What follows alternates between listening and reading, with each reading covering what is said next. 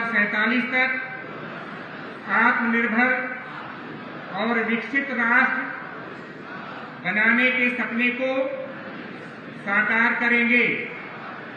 गुलामी की मानसिकता को जड़ से उखाड़ फेंकेंगे। देश की समृद्ध विरासत पर गर्व करेंगे। भारत की एकता को सुदृढ़ करेंगे और देश की रक्षा करने वालों का सम्मान करेंगे। नागरिक होने का कर्तव्य निभाएंगे। जय हिंद। अब मैं लाभार्थियों को आमंत्रित करता हूं कि माननीय मुख्यमंत्री जी द्वारा कुछ लाभार्थियों को प्रमाण पत्र दिया जाना है, वो मंच के पास आ जाएं। माननीय मुख्यमंत्री जी से मैं अनुरोध करूंगा कि सर मंच पे पधारें और लाभार्थियों को अपने कर कमलों से प्रमाण पत्र प्रशस्ति पत्र देने की महती कृपा करें। दीनदयाल अंत्योदय राष्ट्रीय ग्रामीण आजीविका मिशन के जागतिक स्वयं सहायता समूह की अध्यक्ष सरिता दुबे और इसके बाद प्रधानमंत्री आवास योजना ग्रामीण की लाभार्थी श्रीमती सुषमा है।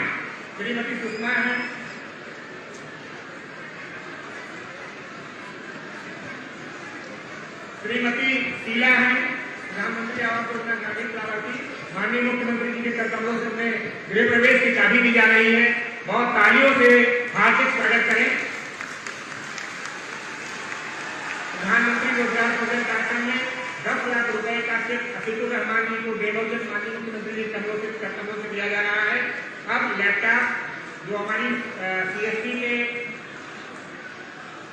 कुमारी सना और कुमारी निर्मल, इनको माननीय मुख्यमंत्री जी कर कमलों से लैपटॉप दिया जा रहा है।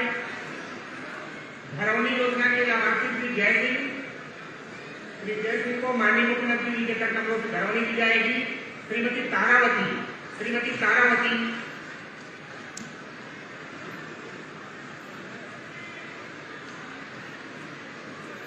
बहुत बहुत आभार सर और माननीय मुख्यमंत्री जी का और जो अतिथिगण है, मैं माननीय मुख्यमंत्री जी से अनुरोध करूंगा कि अपना उद्बोधन करके हम सबको विलीन करने की कृपा करें। माननीय मुख्यमंत्री।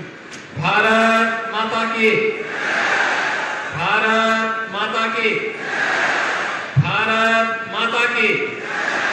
वंदे वंदे। विकसित भारत संकल्प यात्रा आज नजीमाबाद में आई है और ये मेरा सौभाग्य है कि मुझे चौधरी चरण सिंह जी की पावन जयंती के अवसर पर विकसित भारत संकल्प यात्रा में आज यहां जुड़ने का अवसर प्राप्त हो रहा है। इस अवसर पर भारत माता के महान सपूत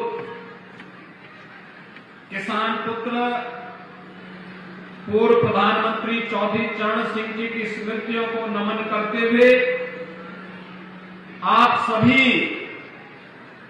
बिजनौर जनपद के वासियों को और नजीमाबाद के आप सभी नागरिकों का मैं हृदय से अभिनंदन करता हूं। कार्यक्रम में उपस्थित जनपद के प्रभारी मंत्री श्री कपिल देव अग्रवाल जी, जिला पंचायत अध्यक्ष श्री साकेंद्र प्रताप सिंह जी, हमारे माननीय विधायकगण श्री अशोक कटारिया जी, श्री अशोक राणा जी,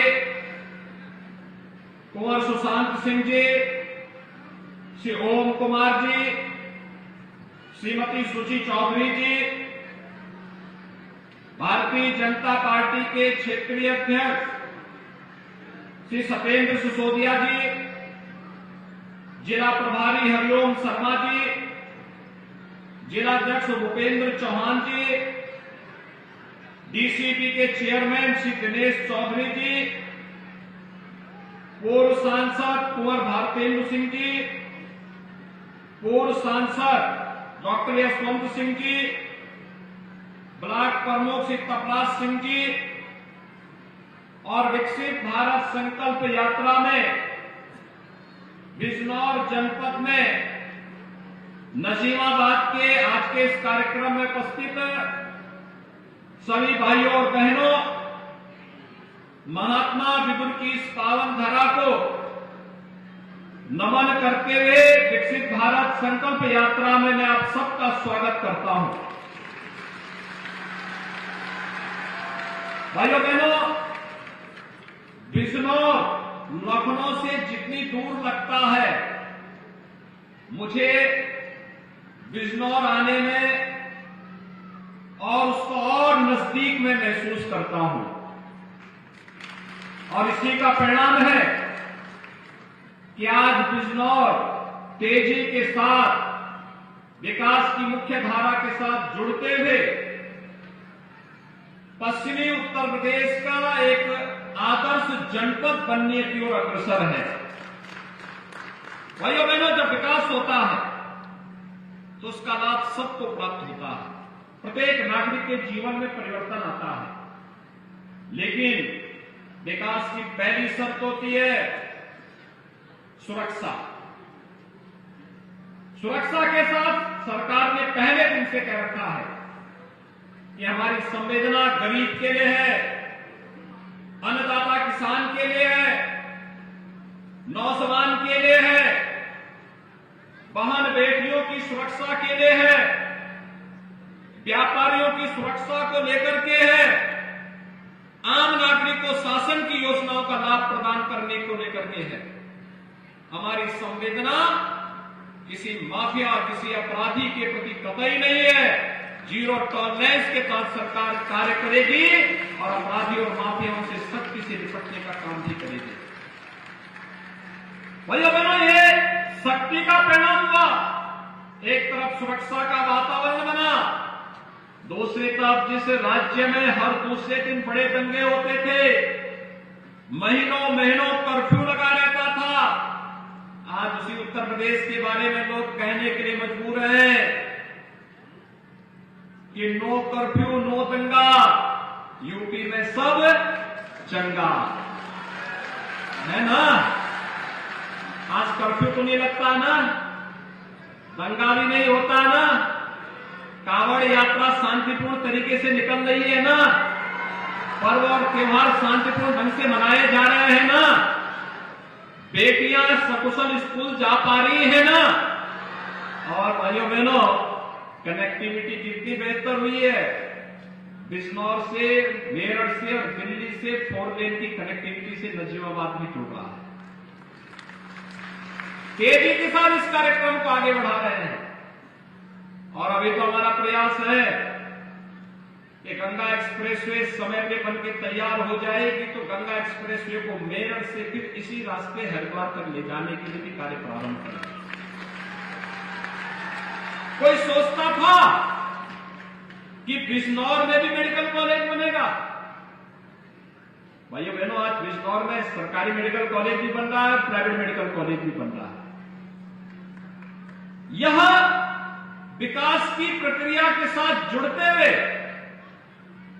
एक नया परिवर्तन है, और परिवर्तन तब आता है जब सरकार और समाज मिल करके जातिवाद से, परिवारवाद से, मत और मजहब के बाद से ऊपर उठ करके विकास और खुशहाली के लिए कार्य करती है, सुरक्षा के लिए कार्य करती है। तो परिणाम इसी रूप में देखने को मिलते हैं, और इसी का परिणाम है पिछले 9.5 वर्ष में प्रधानमंत्री मोदी जी के नेतृत्व में हम सबको एक नया भारत आज दिखाई देता है।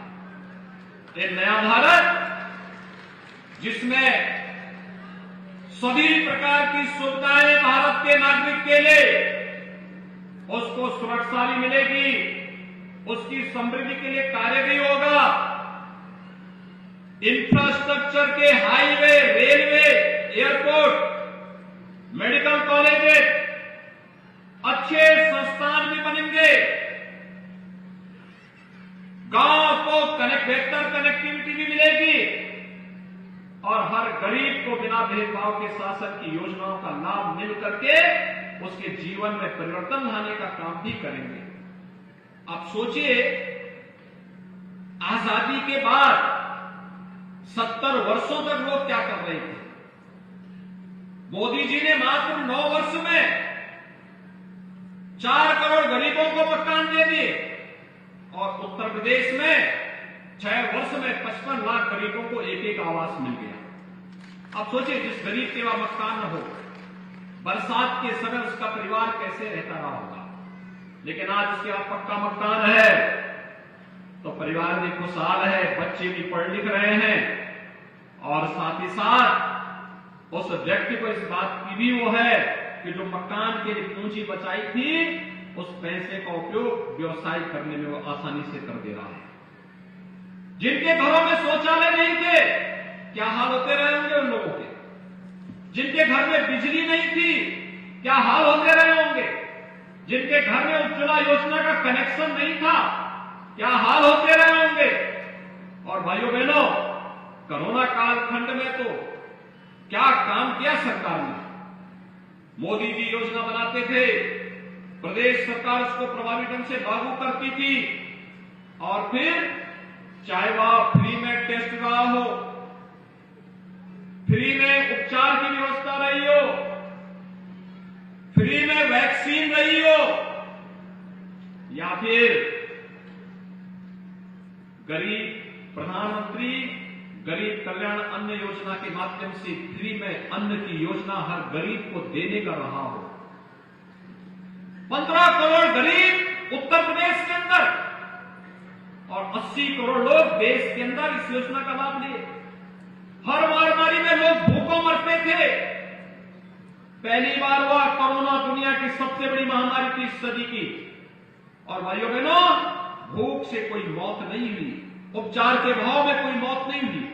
और ठीक है, पहले से बीमारी ज्यादा रही होगी, कोरोना की चपेट में आया होगा, गंभीर रूप से व्यक्ति बीमारी की चपेट में रहा होगा, लेकिन भूख और बीमारी के कारण कोई मौत नहीं होगी। इस बात की गारंटी ये डबल इंजन की सरकार देने के लिए आपके पास आई थी और इसीलिए आई है। विरासत का सम्मान कैसे होना चाहिए।